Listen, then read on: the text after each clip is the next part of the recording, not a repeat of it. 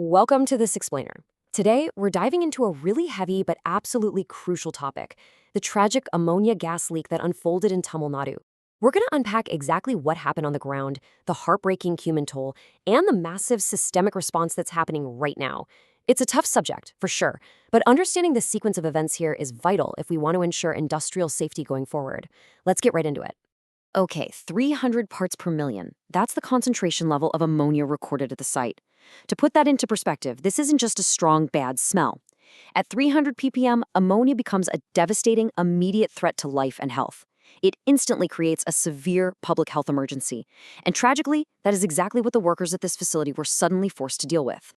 So let's start at ground zero, the St. Peter and Paul's Seafoods Exports facility near Periapalayam. What started as a completely normal Sunday morning, June 21st, 2026, turned into an absolute nightmare. The factory was supposedly just running routine operations. In fact, a lot of the workers were actually off-duty, just resting in their company-provided dorms on the premises. But then, right around 11 a.m., a pipeline or a valve suddenly failed at the facility's ice flakes generator. And the really terrifying part? The toxic gas cloud drifted incredibly fast toward the workers' hostels, which were sitting literally just 50 meters away from the plant. We really need to understand just how aggressive this invisible threat is to the human body. Ammonia is highly, highly corrosive. When you inhale a concentrated cloud of it, you don't just cough. It severely burns your respiratory tract.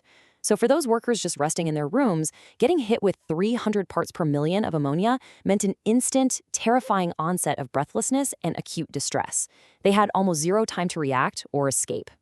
Now, we have to look at the devastating human cost of this industrial failure. The demographic breakdown here is just heartbreaking. Out of the 74 people directly exposed to that toxic plume, 70 were women. And we're mostly talking about young migrant workers here, women who had traveled far from their home states just to find jobs in the seafood processing industry. The physical reality of this exposure was just agonizing. As that gas flooded their living quarters, the workers experienced intense breathlessness, terrible chest discomfort, and severe burning in their eyes. The respiratory distress was so extreme that local health officials reported several workers were actually bleeding from their mouths and noses as they were being rushed to get medical help. And tragically, 5 of these young women did not survive.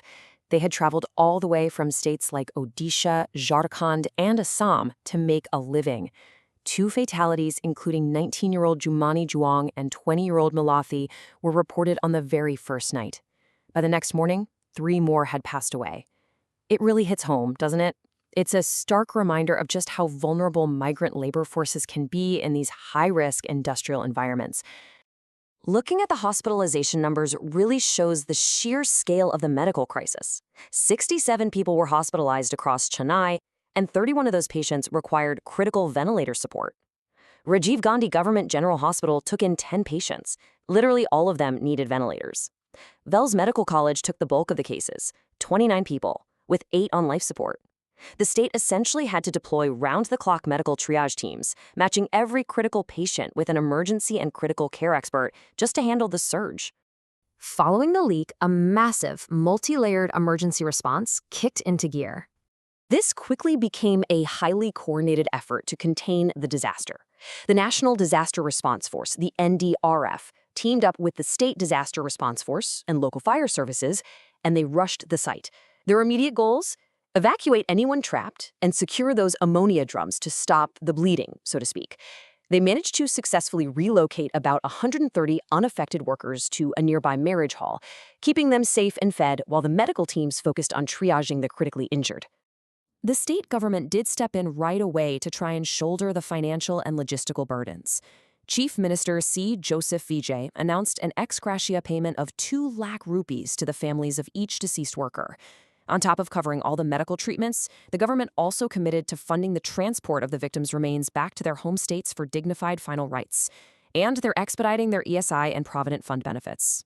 With the site finally secured, the focus shifted entirely to figuring out the truth. Why did this pipeline fail? To get those answers, Chief Minister Vijay mandated a super strict timeline. No room for administrative red tape here. The government demanded a preliminary report within exactly 24 hours of the incident, followed by a fully comprehensive investigation report detailing the why and how within just 3 days. What's actually really interesting about this probe is the specific mix of experts they brought in.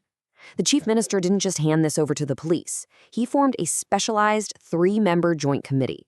By bringing together the Director of Industrial Safety, the Pollution Control Board, and the Department of Public Health, they're looking at this failure from every conceivable angle: mechanical safety, the environmental fallout, and of course, occupational health.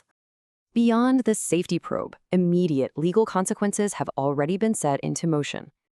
The Pariapalayam police registered cases under the Bharatiya Nyaya Sanhita, and these are incredibly serious charges. We're talking Section 105, which is culpable homicide not amounting to murder, and Section 125A, which deals with endangering life. Make no mistake, these aren't just minor regulatory slaps on the wrist. These are severe criminal charges that reflect the tragic loss of human life. Labor Welfare Minister J. Mohammed Faraz promised that strict legal action would be taken, regardless of anyone's political influence. And true to his word, 2 top management figures from the facility, Joseph Jagan and Mohan, were immediately detained by police for inquiry. It sends a pretty clear message. When basic safety protocols fail this catastrophically, accountability is going straight to the top of the management chain. The ripple effect of this disaster is now reaching literally every corner of Tamilnadu. The state is home to nearly 55,000 industrial units, and over 6,600 of those handle hazardous materials. To ensure a tragedy like this doesn't repeat itself, the chief minister ordered a massive, immediate safety audit across all 6,609 of these high-risk facilities. They want to verify that safety protocols aren't just empty words on paper, but are actually being maintained on the ground. But as we wrap up this explainer, we really have to ask ourselves a tough question. Will statewide safety audits be enough to prevent the next industrial tragedy? This incident exposed a massive, terrifying vulnerability: highly toxic industrial operations taking place literally meters away from where hundreds of migrant workers sleep.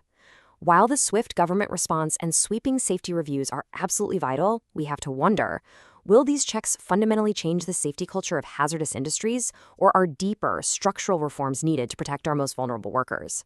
Something to think about. Thanks for joining me for this explainer.